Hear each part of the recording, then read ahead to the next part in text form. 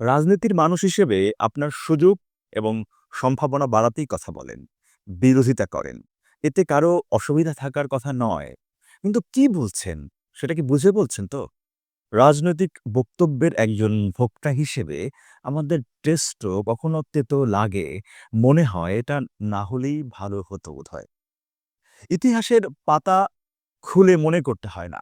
এমনিতেই মনে থাকার কথা অনেকেরই। কি বীভৎস ভাষায় তারেক রহমান এবং খালেদা জিয়াকে নিয়ে কথা বলতেন শেখ হাসিনা?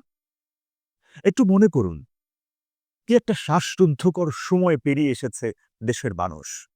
কিন্তু দুর্ভাগ্য আমাদের আবারও দেখতে হচ্ছে সেই ছায়া, কথার আক্রমণ।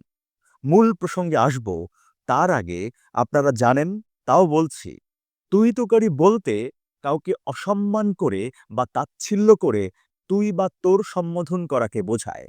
এটি সাধারণত সামাজিক বা বয়সের ব্যবধানে অবজ্ঞাসূচক মনোভাব প্রকাশ করতে ব্যবহৃত হয়, যা বাংলা সংস্কৃতিতে আশিষ্ট বা অসম্মানজনক আচরণ হিসেবে গণ্য হয়।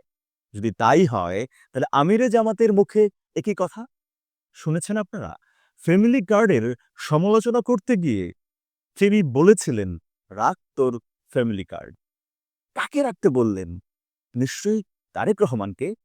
আমার দ্বিধা হয়, একটা দলের প্রধান, তার ব্যক্তিত্ব এমন রূঢ়তা কেন থাকবে? খারাপ লাগে। বিষয়টি আপনার মনেই হতে পারে খুবই সামান্য। আমি তা ভাবছি না। কেন ভাবছি না, সেটার ব্যাখ্যা দিচ্ছি এখন। প্রথম কথা, মানুষ যা বলে সেটাই তিনি।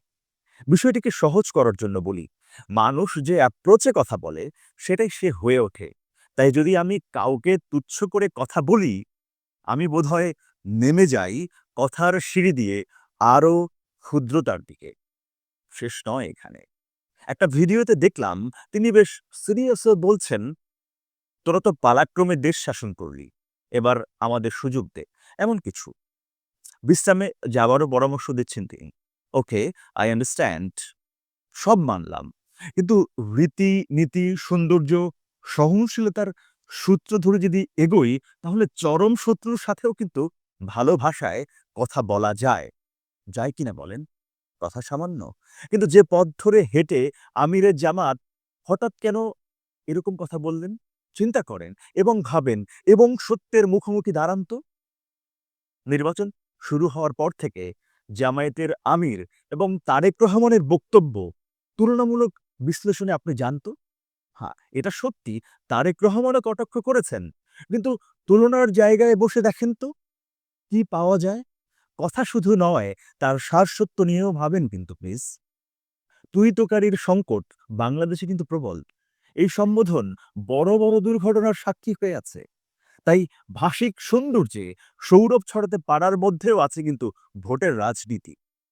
তবুও বলি, সবাই ভালো থাকুক, নিজের বিশ্বাসে বলীয়ান হোক, কথার চাতুর্যে নয়।